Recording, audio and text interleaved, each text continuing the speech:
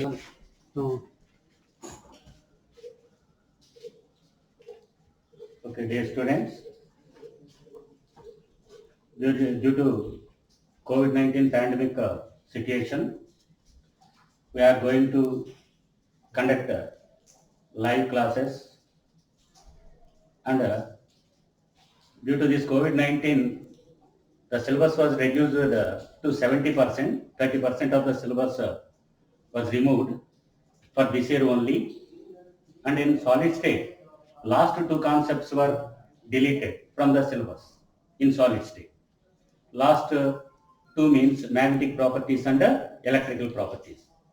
In solid state, we discuss introduction and then types of solids based on binding forces, crystal lattice, unit cell, and types of unit cells, number of constituent particles in the unit cell dimensions, and then how to determine the structure of a solid based on crystallography, and then the impurities present in the solids or defects in the solids. Now we will discuss the types of solids and types of crystalline solids in this today's class. Okay, we know that the definition of matter is anything that has some space and occupies some mass and occupies some space. Matter is anything that has some mass and occupies some space. And in lower classes, we studied that based on physical state, this matter is divided into three types. They are solids, liquids, and gases. What are the differences between these three? We have learned in 9th class, I think. Liquids and gases together are called fluids. These are called fluids because they flow from one place to another place. Whereas solids are rigid. They are rigid and incompressible. They are rigid and incompressible. They cannot be compressed using pressure. Why these are fluids? Why these are rigid solids? The reason is here intermolecular forces are low when compared to thermal energy. Intermolecular forces are less than thermal energy. T means thermal energy. It is very less in case of gases. It is too less in case of gases. Intermolecular forces are highly less when compared to thermal energy, and liquids also intermolecular forces are lesser than thermal energy. Whereas in solids, intermolecular forces are far greater than thermal energy. So as intermolecular forces are very high, the particles come very close to each other. In this way, we can say that in solids, interatomic distances are very less. Interatomic distances are very less. In liquids, they are high, and in gases, very high. And in solids, particles are arranged in a particular manner. And we know that solids have fixed mass and fixed volume. This is due to the fixation of particles in solids. Whereas in liquids, the molecules move randomly, and they are move highly randomly in gases. This randomliness is called entropy. Entropy is almost zero in solids. Is almost zero in solids. Entropy is more in liquids, and entropy is very high in gases. Okay, in solids, the molecules vibrate from a fixed point. From a fixed point, they vibrate or they do to and fro motions. So this is about general properties of solids, liquids, and gases. Next, based on the arrangement, these solids are divided into two types. They are amorphous solids and crystalline solids. They are amorphous solids and crystalline solids. What are the differences between amorphous solids and crystalline solids? Okay, we will discuss one by one. Amorphous solids and crystalline solids.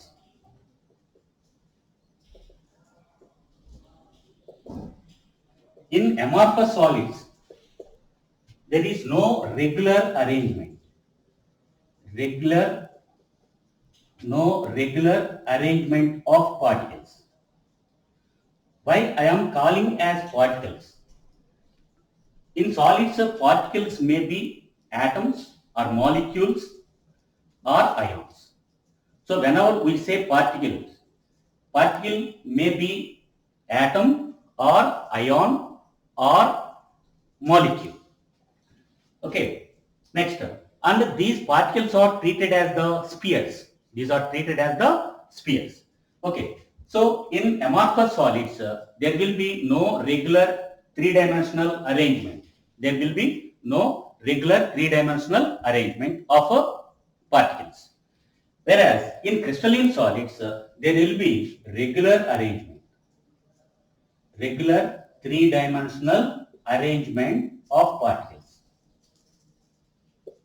Okay, next.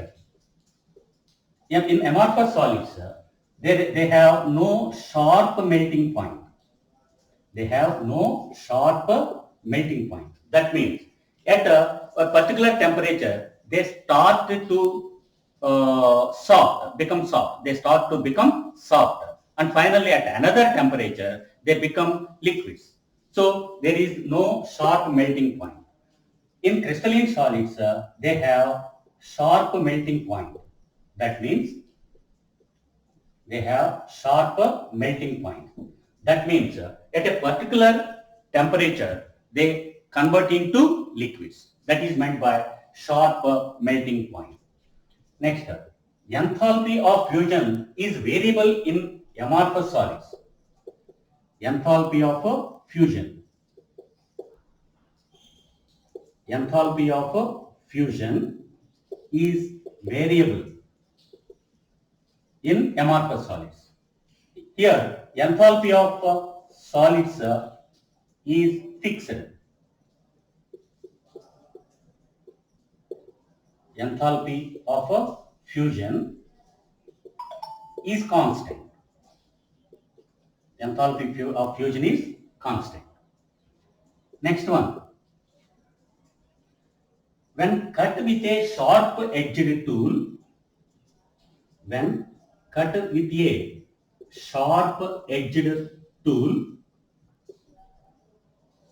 sharp-edged tool means the tool having sharp edge. When we cut with a sharp-edged tool, amorphous solids will have they cut into pieces with irregular fraction. Cut into pieces with irregular fraction.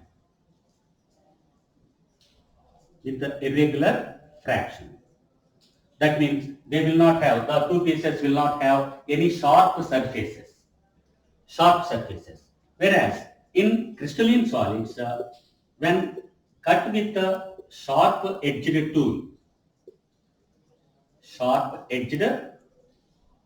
tool, two pieces of sharp surfaces and planes. Sharp surfaces and planes are formed. Okay, next. amorphous, if we take amorphous solids, in amorphous solids, there will be no symmetry. There will be no symmetry.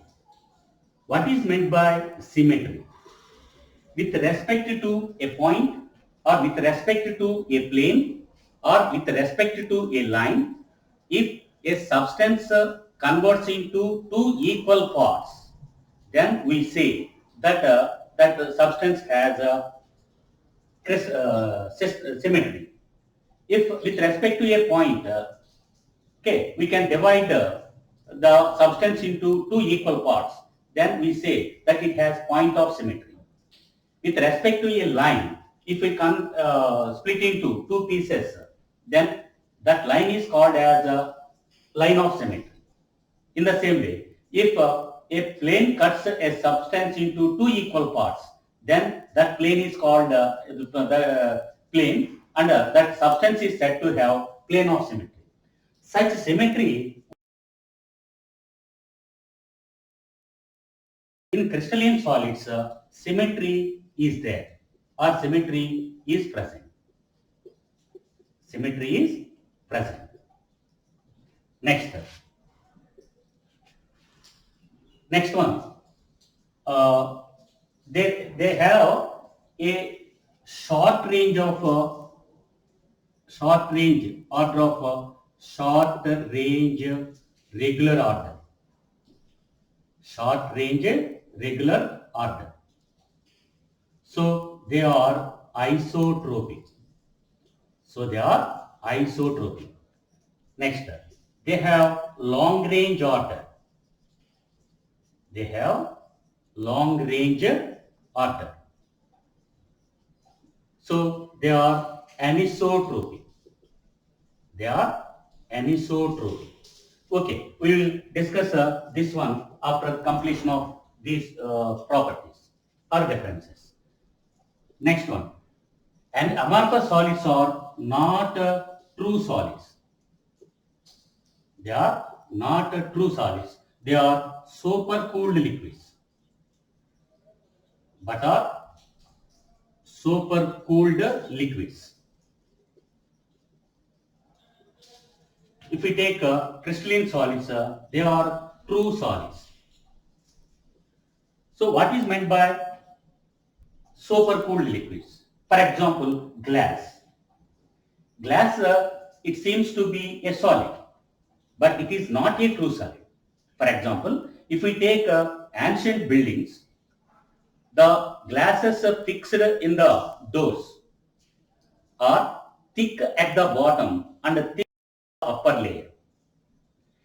Thick at the bottom and thin at the upper layer means glass is flowing from top to bottom with respect to the gravitational force that acts on the glass. So it seems to be solid, but it flows from top to bottom. That means it is not a true solid, but it is a supercooled liquid. We go through this one in the preparation of glass. Okay. Next one. These are true solids. And if we go to examples of amorphous solids is silica glass. Simply glass. Silica glass. And next, plastic, rubber, pitch, etc. These are the examples of amorphous solids. And an important bit which is given in the EAMCET or AIEEE is what is the true amorphous solid among the following. In such way, they give a bit. Gelatinous AlOH thrice precipitate is a true amorphous solid. Gelatinous AlOH thrice. Gelatinous AlOH thrice precipitate is true amorphous solid. Okay, next, if we take examples of crystalline solids, NaCl, K2SO4, diamond, graphite, etc. We have gone through diamond, graphite in first year. They are crystalline allotropes of carbon. Crystalline allotropes of carbon. So these are the differences between amorphous solids and crystalline solids. Okay, we will discuss now what is meant by isotropic and what is meant by anisotropic. If particles have short range order, then some physical properties like mechanical strength in isotropic solids,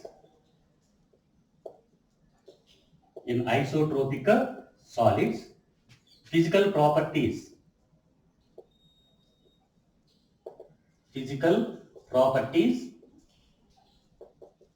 like mechanical strength,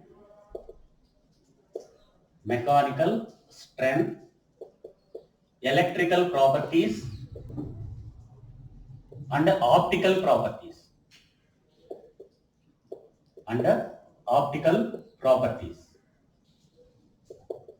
are seen in all the directions. In all the directions means along x-axis, along y-axis and along z-axis. But whereas in crystalline solids, as they have long range order, they are different in different directions. Then such solids are said to be anisotropic solids. So crystalline solids are anisotropic solids. That means the properties like mechanical strength, electrical and optical properties are different in different directions. They are different in different directions. So anisotropic solids.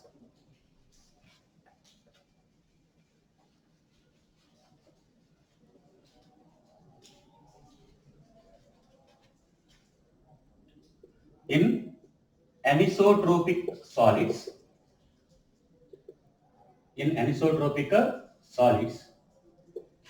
mechanical strength,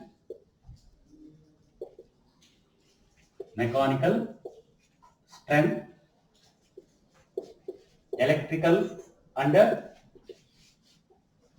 and optical properties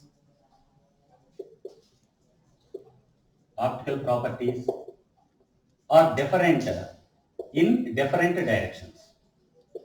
in different directions. Okay, so these are the differences between amorphous solids and crystalline solids.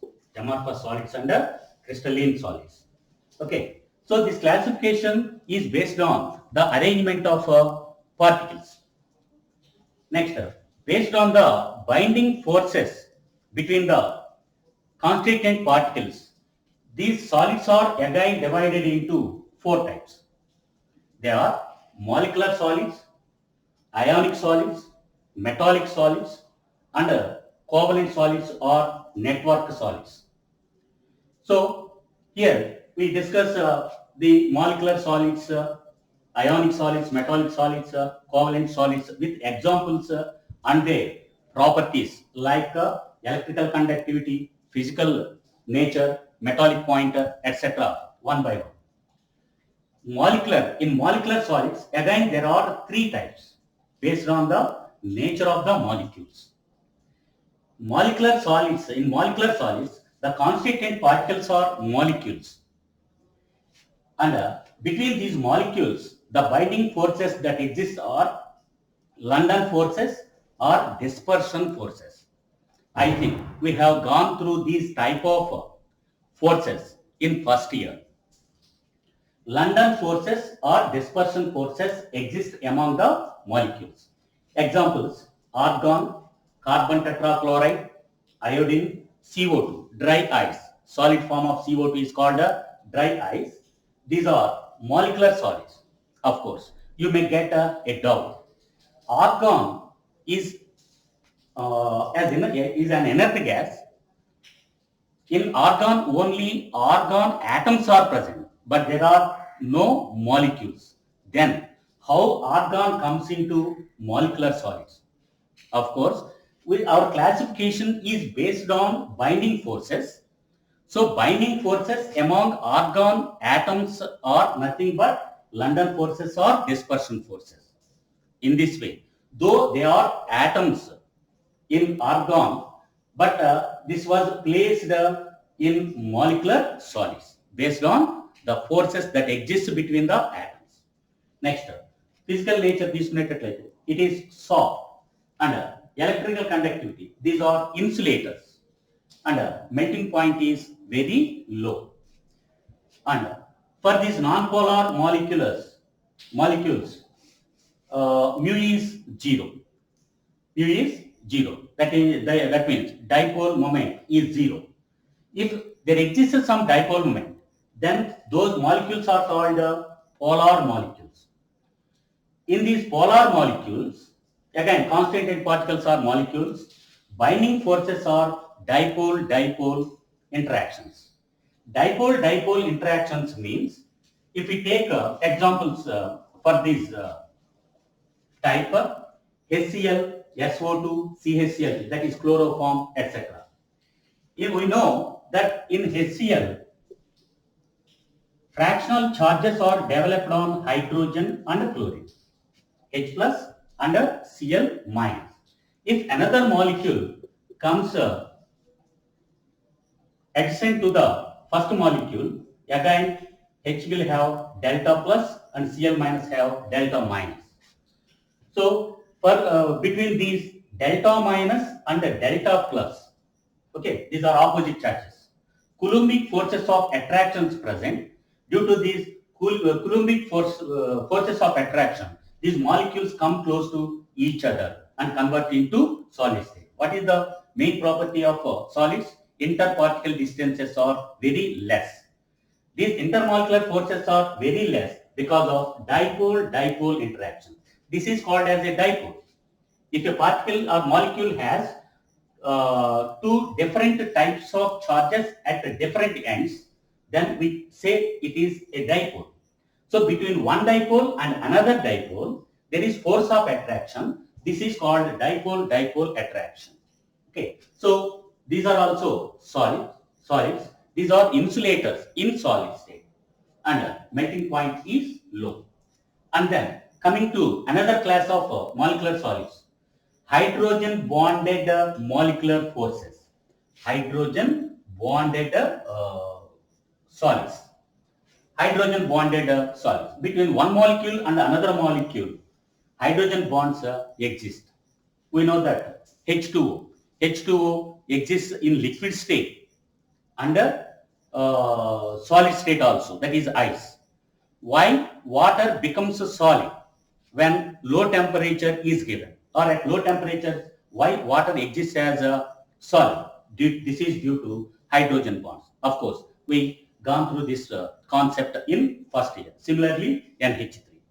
Hydrogen bonds exist between bonded hydrogen and more electronegative atom. And all not the more electronegative atoms. It exists between fluorine, bonded hydrogen and fluorine, bonded hydrogen and oxygen, bonded hydrogen and nitrogen. That is why hydrogen bonds are also present in ammonia. And physical nature is hard, and it is also insulator, and melting point is low. And then coming to ionic solids. Ionic solids. In ionic solids, constituent particles are ions. Ions means X plus and Y minus type of ion. Positive and negative ions are present. Of course, as oppositely charged ions are present, Coulombic forces of attractions or electrostatic forces of attractions are present. Example, we know well know that NaCl has Na plus and Cl minus ions. Okay, MgO, Mg plus 2 and O minus 2. ZnS, Zn plus 2 and S minus 2. Ca plus 2 and F minus. All these are ionic solids. These are hard and brittle. These are harder and brittle. That means if I apply force, they easily convert into simple particles. And These are insulators in solid state. These are insulators in solid state, but conductors in fused or solution state. Of course, this also we learned in first year. Why in solid state, ionic substances are insulators. In solid state, there are strong electrostatic forces of attractions between the molecules. So, in order to convert those ions into free ions, we have to give more amount of energy. That is why in solid state, as free ions are not present, they are insulator. In fused or liquid state or solution state. Solution state means when they are dissolved in suitable solvent, then we get a solution. So in fused state or solution state, ions are free. As ions are free to move, they are good conductors of electricity. Okay, and melting point is very high. Okay, so it is an important bit which is given under assertion and reasons. Why ionic compounds are solid insulators in solids? Because free ions are not available in solid state. Whereas in liquid state or solution state, free ions are available. Next, another type of solid, crystalline solid is metallic solid. In metallic solids, metal atoms easily lose electrons and convert into positive ions, which are called kernels. Kernels are nothing but positive metal ions. And the electrons given by these metal ions form a C. And these electrons C will have negative charge. Kernels have positive charge and electrons have negative charge. So between these positive charged kernels and negatively charged electrons, there will be Coulombic force of attraction which is called metallic bond. So examples, if we take examples, iron, copper, silver, magnesium, etc. Okay. So these are also hard and malleable and ductile. What is meant by malleability? Malleability means conversion of a solid into thin sheets is called malleability. By applying force, we can convert these iron, copper, etc. solids into thin sheets. This property is called malleability. In the same way, these metals can be dragged into thin voids. The property is called ductility. That property is called ductility. Dragging metals into thin voids is called ductility. So these are hard, they are malleable, and they are ductile. And they are good conductors in solid state as well as fused state.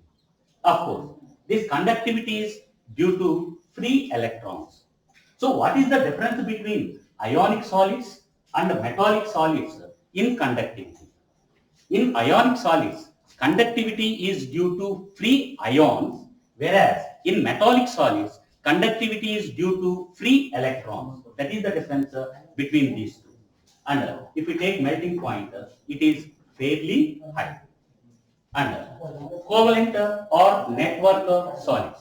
In covalent or network solids, constituent particles are atoms. And the force that binds these atoms is called covalent bonding.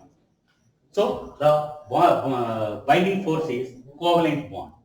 If we take examples, SiO2, pure form of SiO2 is called quartz.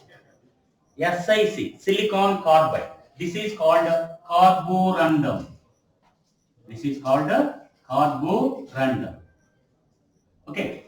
This is also hard metal. These two are hard. We know that diamond is hard because all the carbon atoms are bonded in tetrahedral shape. Each carbon is bonded with 4 other carbon atoms, and there is sp3 hybridization. There are no free electrons in this way. So it is hard and insulator. It is insulator because there are no free electrons. Whereas in graphite carbon is in sp2 hybrid state. In sp2 hybrid state means 3 electrons are utilized for bonding and there will be 1 free electron at each carbon atom.